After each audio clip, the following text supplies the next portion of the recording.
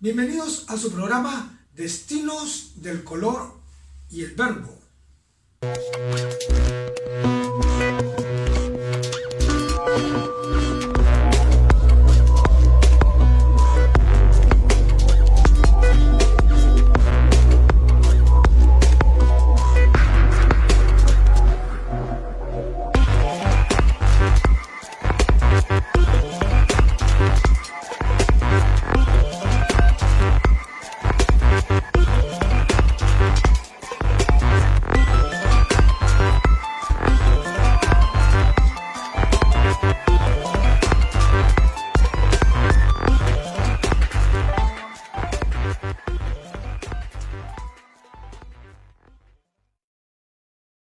Querido público, mi nombre es Enrico Díaz Bernuy y aquí en su programa Destinos del Color y el Verbo, segunda temporada, In Locumus Originis, en el lugar de origen. Un programa especializado para exponer las actividades realizadas en las galerías de arte, librerías, lanzamientos literarios como obras literarias o obras clásicas que han definido épocas o pensamientos.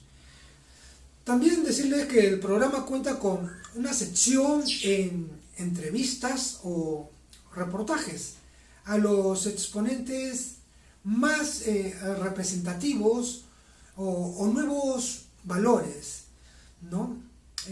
Querido público, bienvenidos a su programa Destinos del Color y el Verbo. Una entrevista a un escritor, poeta o artista plástico es adentrarse a un mundo en el cual surgen los señalamientos con su obra.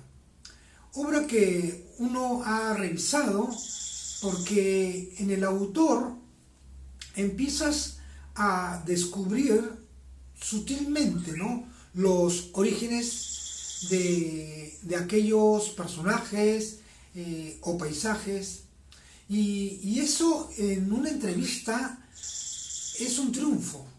Sin embargo, en este maravilloso mundo de la creación humana y su experiencia, hay un tercer acto, el estudio.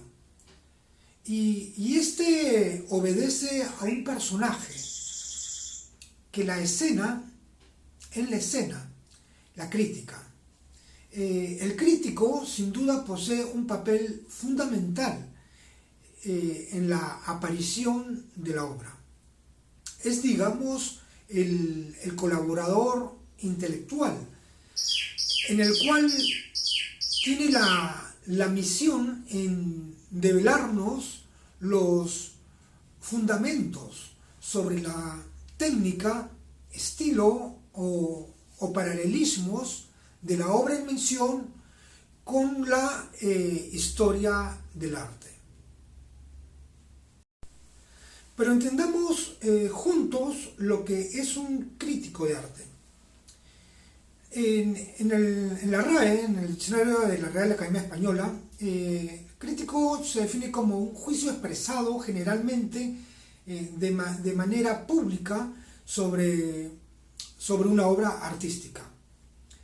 Mientras que en la Enciclopedia Británica, como la técnica de juzgar las cualidades y valores de un objeto artístico. Como en material de literatura y bellas artes. El diccionario de filosofía de Nicola Abagnano señala que el término crítica fue introducido por Immanuel Kant. Era para designar el proceso por el cual la razón emprende el conocimiento de sí misma y es también la decisión de la posibilidad o la imposibilidad de la metáfora en general y la determinación de sus fuentes, como de su ámbito o como de sus límites. La palabra crítica tiene su origen etimológico del griego kritkos, capaz de discernir, y kriner, juzgar, que en forma global, digamos, se refiere a el que juzga. La crítica debe ser entendida como el arte, ¿no?, de informar, interpretar y sobre todo valorar una obra artística. En la crítica de arte se utilizan un lenguaje persuasivo, y es que se trata de un género de opinión, donde es especialmente argumentativo, siendo así la intención de convencer al lector con una valoración, ¿no?, de la obra. Y qué mejor manera de adentrarnos en el mundo de la crítica de arte y los argumentos que posee, con la presencia de don Jorge Bernuy Guerrero, artista plástico y crítico de arte. De esta manera iniciaremos con la entrevista al maestro y volvemos después de una breve pausa comercial. Regresamos. En la tierra donde los dioses se han convertido en montañas, los hijos del sol se visten con oro. Inmortales con manos de tijeras danzan días enteros. De sus aguas, delfines rosados emergen. Más allá, una gigantesca ciudad de barro se eleva, y kilométricas figuras ancestrales se dibujan en el desierto. Este lugar existe. Puedes verlo, sentirlo. Perú vive la leyenda.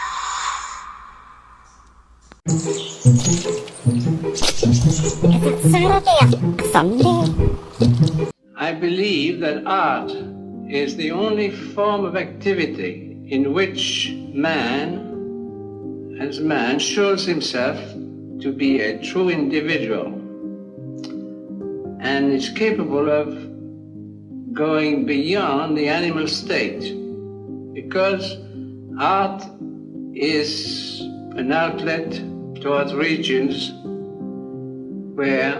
which are not ruled by time and space. Gracias a la magia de la edición de video, ahora nos encontramos en la casa y atelier de don Jorge Bernuy. Ante todo, muchas gracias por la entrevista y permitirnos estar en tu casa, atelier. Estás en tu casa. Muchas gracias. Muy bien, voy a leer su resumen de vida referente a don Jorge Bernuy. Para los que hemos seguido su trayectoria y la hemos revisado, es un pintor y crítico de arte. Egresó de la Escuela Nacional de Bellas Artes del Perú en el año 1961. Realizó estudios de posgrado en México, 1966, en la Escuela Superior de Arte San Carlos y en París, en 1967 y 1969. En la École Pratique des Hautes Études, en el Instituto Pedagógico y en el Museo del Louvre. En España, en 1984 realizó el curso internacional de educación a distancia en la Universidad Complutense de Madrid.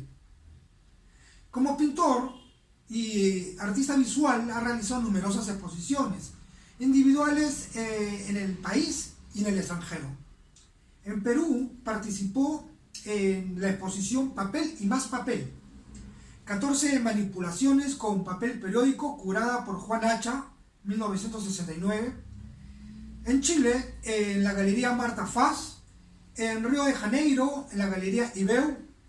En Recife, en la Galería Novoa. Y en Washington, en la Sala de Exposiciones de la Unión Panamericana.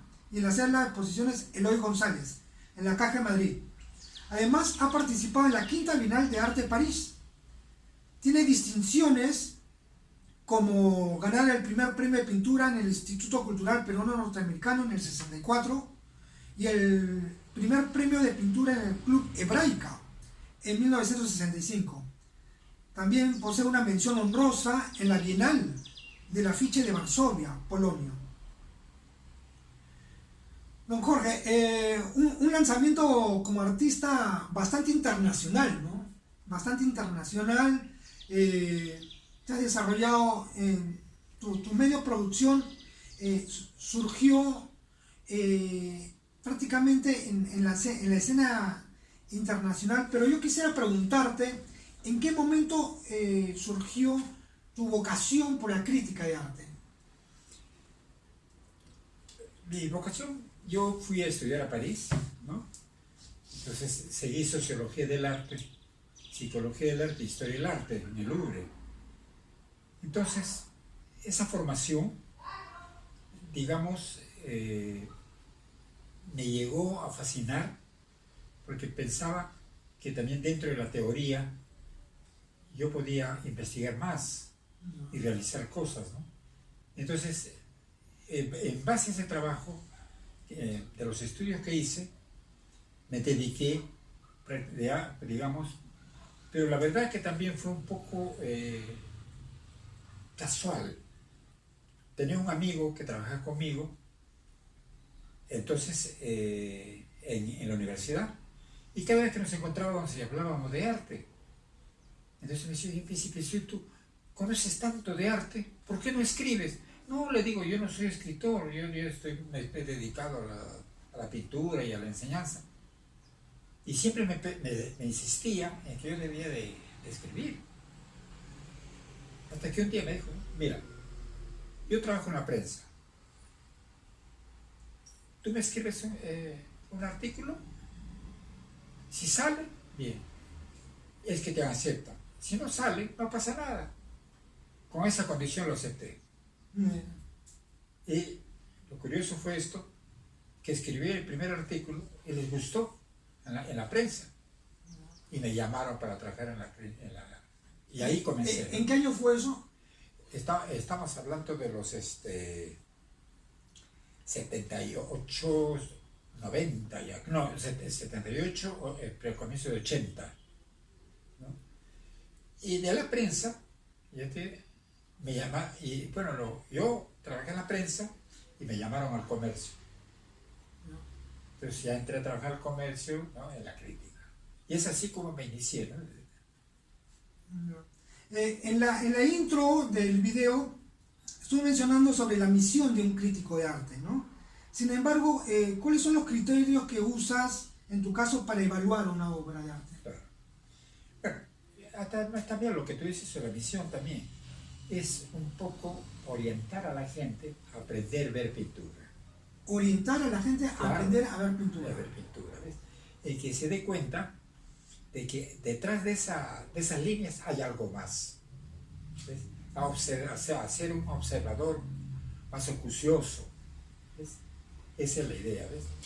De poder entrar en gente que no es de arte, pero que sin embargo se interesa por el arte, ¿ves? Y hay muchísima gente así que, ¿no? que lee y te sigue, ¿no? Sí, claro. Me imagino que el contenido histórico y cultural de una obra de arte es un determinante para una evaluación final, o hay detalles más importantes. O sea, el contenido histórico de una obra de arte, ¿es el factor determinante o hay otros factores más determinantes? No es tan determinante, pero sí importante. tiene una importancia. Claro, siempre. No, porque eso te da el perfil de la época. Ya, Suponte que estamos analizando un cuadro antiguo, ya. ¿no? Un cuadro colonial. Entonces, tienes tú que describir el contexto social, ¿no?, donde se produjo esa obra. ¿Cuáles fueron los factores en una ciudad donde no había escuela de bellas artes? El clima político, Claro, no, la sobre todo coyuntura, va a influir mucho la religión, la religión. claro. No La religión porque pedían cuadros para llenar las iglesias y poder enseñar, ¿te das cuenta?, a los fieles sobre la pasión, por ejemplo.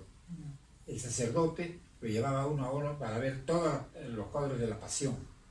O sea, era una cuestión pedagógica también. Ah, ¿Ya? Entonces, esas cosas van a permitir que aparezcan pintores extraordinarios, autodidactas, fabulosos, ¿no?, que van a trabajar miles de pinturas, ¿no? Estos pintores, y además, pero vienen encima de eso ya maestros españoles, italianos, ¿ya?, extraordinarios. Uno de ellos fue Leonardo Vitti, ¿no?, un pintor italiano de primer nivel,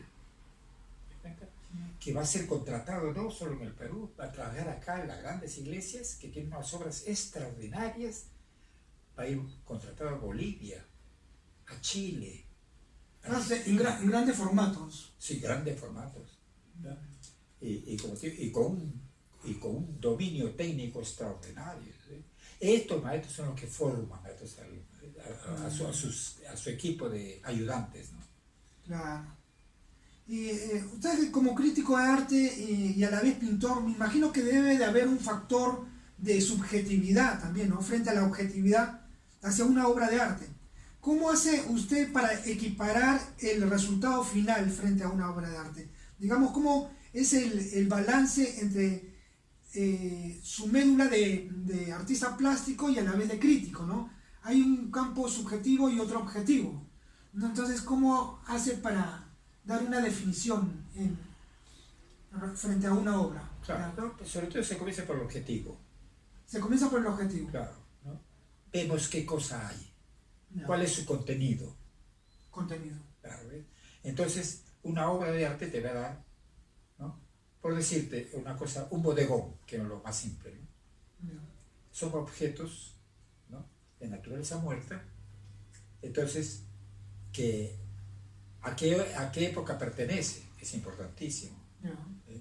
Entonces, ya has ubicado en su época, en su contexto, viene el estudio técnico, el manejo técnico de ese maestro, el dominio del color, el dominio de la forma, el dominio de los objetos. Las sombras, el volumen, las luces, el todo. volumen y todo, los contrastes y todo, ¿no? ¿Te das cuenta? Que dar, por ejemplo, la persona depende también de qué tendencia, de qué escuela. ¿Te das cuenta? Ahí el campo del arte es tan amplio, Sí. ya pues que ha pasado, ¿no?, de la figuración al impresionismo, al expresionismo, a la abstracción, ahora a la pintura surrealista, y todas esas cosas tú tienes que ubicarlo dentro de esa época. Claro, incluso desde el periodo paleolítico prácticamente, ¿no? O sea, la presencia de las artes plásticas está, Claro, ¿no? O sea, por supuesto. la evolución es inmensa, Sí, inmensa es. Hemos visto la curaduría que ha realizado prácticamente a artistas consagrados, como Alfredo Ruiz Rosas, Carlos Quispe Así, Camilo Bren. Pero digamos, los artistas emergentes, ¿qué tantas posibilidades tienen para contar con tu revisión? bien. Digamos, primero, no hay segregación. Ya. ¿No? Lo que hay es calidad. Porque hay la impresión, ¿no? Claro, hay calidad. Ok, no. Por ejemplo, no en lo este mira. momento acaba de tener una muestra Ya, de Domingo Pantigoso, sí. ¿ya?, un pintor autodidacta, ¿ya?, que ha muerto a los 95 años, pintando. Y sin embargo, este autodidacta te demuestra un dominio técnico extraordinario, ¿ya?, de la técnica. Y que ha manejado, y él ha entrado hasta la abstracción, pero con tal habilidad, ¿no? Y ha trabajado estas cosas. Y la otra parte, pero la que es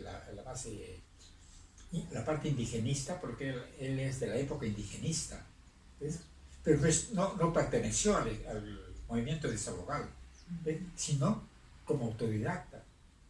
Ahí te está dando, por ejemplo, que no estoy segregando, sino lo que se está viendo es calidad. Que esa persona, que no es un autodidacta, tiene tanto valor y más valor que otro. Y si no nos remontamos a la historia del arte, Rousseau, todos los grandes pintores autodidactas, que son tan respetados como los más estudiantes. Como los académicos, digamos. Por supuesto, ¿ves? Pues se ha expuesto también en diversos foros de arte sobre el rol de la estética frente a la ética. ¿Suelen enfrentarse o van de la mano en un discurso pictórico o escultórico? ¿Usted cómo maneja ese tema? ¿No? Por ejemplo, una cosa es estar, o sea, ¿de qué manera usted enfrenta el tema de la estética y la ética en una obra? No, simplemente tampoco se separa, ¿me entiendes? Está integrado. Está integrado. Claro, totalmente integrado. Ya. Porque a veces hay unas corrientes moralistas que... Tienes que descartarlo, ¿no? Se descarta. Justamente, claro, porque eso se presta ya a tipos conservadores, ¿no? Ya. Religiosos, porque ven un cuadro que tiene cierta cosa erótica, ya, lo borran. Es mal pintor, falso. ¿No? Hay grandes pintores que tienen una carga erótica tremenda, ¿no? Y son tan respetados como cualquier otro, ¿no? O oscurantista también, ¿no? El tema oscuro. Claro. ¿No? Gótico, por ejemplo, pues, grandes obras. Pero eso es sobre todo también depende de la época. ¿Te das cuenta? Entonces, además el arte tiene una relación totalmente que la época que se vive. ¿Te das cuenta? Ahí está el asunto. De que el pintor es producto de su época. Si ese pintor se sale de eso, ya no encaja. ¿Te das cuenta? Y por eso hay también pintores de avanzada. ¿Te das cuenta? Que están, por ejemplo, ahora dentro del arte conceptual. ¿Te das cuenta? Y que son más incomprendidos todavía, por eso no le quita calidad. Muy bien, querido público, denos paso para una pausa comercial. Regresamos en breve. En la tierra donde los dioses se han convertido en montañas, los hijos del sol se visten con oro. Inmortales con manos de tijeras, danzan días enteros. De sus aguas, delfines rosados emergen. Más allá, una gigantesca ciudad de barro se eleva y kilométricas figuras ancestrales se dibujan en el desierto. Este lugar existe. Puedes verlo, sentirlo. Perú vive la leyenda.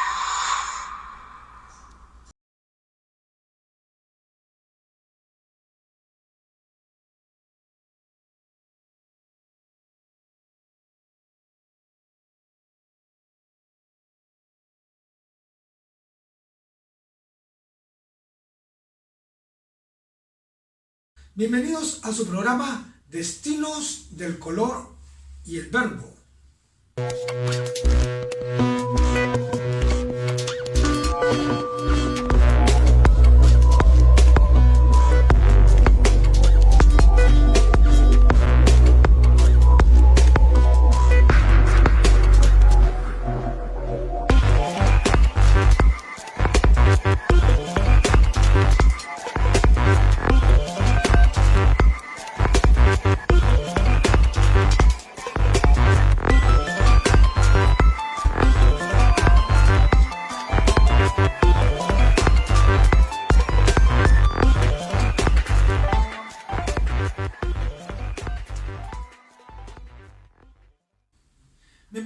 nuevamente.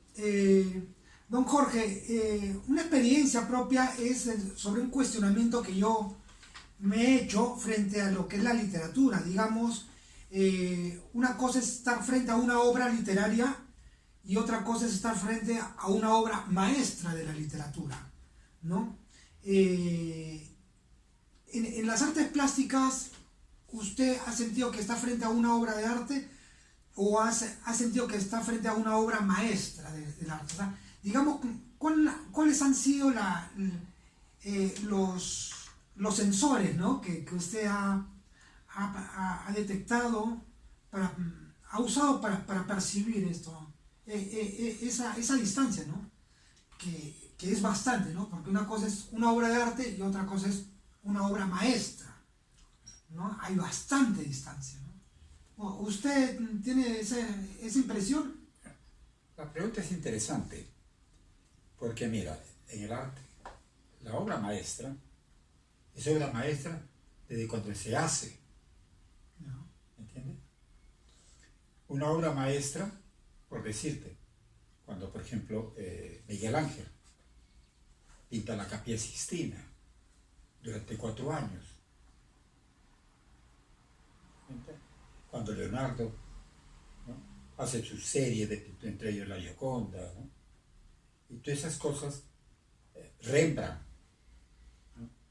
Entonces, ves tú que son maestros desde sus inicios, y es una obra maestra la que dan, que ha quedado para la historia. Pero maestros de sus inicios. Desde sus inicios, claro. Y prácticamente, ¿qué escuela? No había escuelas. No había escuela. Y entonces, ¿ves? Entonces, gente extraordinaria, imagínate tú, por ejemplo, cuando pinta la Capilla Sixtina. Disculpa que te interrumpa. Cuando usted dice no había escuelas, te refieres a lo que es la escuela pictórica. Exacto. Que han Era hecho su academia, papel. ¿no? O sea, ¿cómo sea? El maestro Ya, tenía ayudantes. ok. Otros entraban ayudantes para aprender. Ya, Ayudaban y aprendían. claro. ¿Ves? Ese era. Pero entonces, estos maestros ya consagrados en vida. Miguel Ángel era respetado en vida. Sí, pues. Leonardo era respetado en vida. Claro. Rembrandt igual. ¿Te das cuenta? Entonces, sus obras, desde un inicio, tuvieron hasta precios altos. ¿Entiendes? Leonardo, sus precios eran muy altos. Un ejemplo, cuando él pinta la Gioconda, una esposa del Giocondo, ¿no?, de un noble, él se acostumbraba, se estilaba que tú mandabas a pintar un retrato. Una vez que terminaba el retrato, tú venías y preguntabas cuánto es, Ya. cuánto cuesta. El maestro te decía tanto y tú pagabas. Cuando él se demoró 4 años para pintar la Gioconda, terminó, entonces este noble fue a recoger la obra. Y cuando le dijo el precio, Leonardo, a él le pareció que era muy caro, el doble de lo que él había pensado, le estaba cobrando. Dijo, maestro, es mucho para mí, déjelo leer. Lo dejó y se fue. Ese cuadro se va cuando Leonardo es perseguido político y tiene que huir de Italia, se va a Francia y en Francia la pobreza se queda, pasa a Francia y busca un taller para trabajar ahí, como asilo político. El rey se entera que Leonardo estaba en la provincia. Tomó su carruaje y fue a visitar al maestro. Y lo vistió, la reverencia, le dijo, este maestro, este es su país y donde usted quiera quedarse. Dijo, oiga maestro, y dígame, ¿y esta obra estaba ahí? Él sabía enseñar en la Gioconda. Ya. Le dijo, sí, es un retrato. ¿Usted lo vende? Sí. ¿Tanto? Tanto. Comprado. Para que tengas una idea lo que es un maestro. Ya. En la época que usted inició su carrera de artista y crítico de arte, en comparación a los tiempos actuales, ¿cómo ve a los medios tecnológicos que facilitan la visibilización, ¿no?, de una obra? En otras palabras, ¿qué tanto la fotografía o video o incluso las visitas 3D favorecen a la difusión de una obra? ¿No? Porque cuando usted comenzó, no había el internet, no había todos estos medios de comunicación que hacen visibilizar, ¿no? Ahora con la visibilización, ¿no? Ve que en verdad facilita la visibilización, la fotografía ayuda, favorece. Es relativo. Relativo. Es relativo, sí, ¿no? Porque el arte sigue desarrollándose como arte. Ahora, los cambios se dan justamente por las nuevas tendencias que hay. Ya. ¿Te das cuenta? Ahí sí que notas los cambios. ¿Ves? Pero de otra manera, los medios de comunicación más bien ayudan. Ayuda. Claro. Ayuda. Promueven. Antes no se veía eso, pues, ¿no? Claro. Ahora se cruzan las fronteras, ¿no? En cuestión de milésimas de segundo, ¿no? Con el internet, con las redes sociales. Estás conociendo todos los museos del mundo. Claro. Estás viendo la hora que quieres, lo ves y lo ves. Ya imagínate, eso no existía. Tenías que ir a París a verlo. Todo a base de la fotografía, los videos. ¿Y te ha pasado de que has visto una obra, te ha gustado en fotografía y en persona te ha desencantado, o sea, te ha decepcionado la obra al verla en persona? Puede darse el caso, ¿no? Pero por lo general, pero no hay comparación. No hay comparación. No hay comparación. La obra tienes que verla directa, ¿no? Ya. Porque también una mala toma, o más oscuro, más clara, una luz que fastidia y ya malograste la obra. Ya. Pero si tú lo ves en vivo y en directo es otra cosa. Está en su grandeza a veces. Claro. Digamos, en el campo de la docencia, un área muy importante en sus actividades actuales, que se ha desempeñado en la Universidad Católica del Perú, ha enseñado en la Universidad de San Marcos, Universidad Encarnación La Vega, e incluso hasta en municipalidades como la de San Isidro, San Borja. Entre sus alumnos de artes plásticas, ¿ha percibido en alguien que tenga la inclinación a la crítica de arte? Digo esto porque para ser crítico sabemos que es indispensable en tener conocimientos afines, ¿no?, al área. O solamente sus alumnos se han enfocado en lo que es artes plásticas. Son pocos, ¿sabes? Los que puedan tener una inquietud por la... Raro. Gente que sí quisieran. Ya. ¿Entiendes? Hay mucha gente que quiere hacerlo, ¿ya?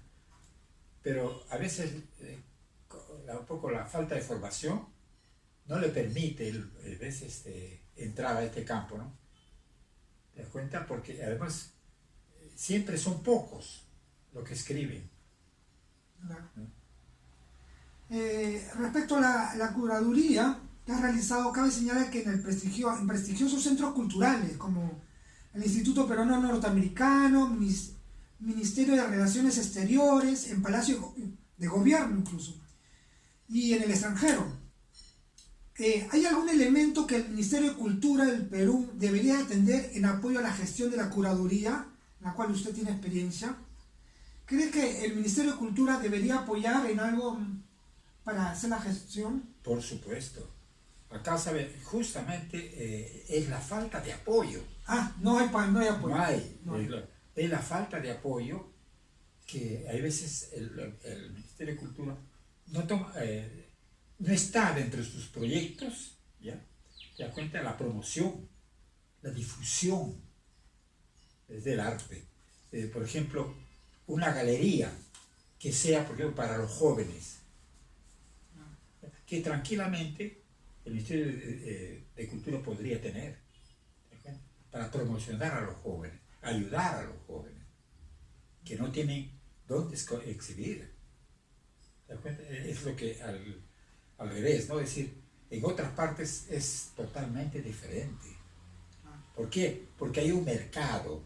Acá el mercado es muy pequeño. ¿Ves? Entonces, muy mezquino, pequeño. Entonces, muchos jóvenes se cansan y dejan porque no encuentran el apoyo, ¿ves? Claro. Muy bien, sin duda esta entrevista amerita una segunda parte. Esperamos que se dé, ¿no? Podemos organizar, ¿no? Ahorita por un tema de formato estamos un poco reducidos de tiempo, pero me gustaría conversar la próxima vez sobre, ¿no? Las tendencias de arte contemporáneo, visitar los cuadros que tienes aquí, ¿no? Que nos expliques, que nos hables sobre, ¿no? la pinacoteca que prácticamente tienes acá en tu vivienda, un lugar hermoso, precioso, parece un museo, y nada, muchísimas gracias, don Jorge. Quería hacer un agregado nomás. Sí, dígame.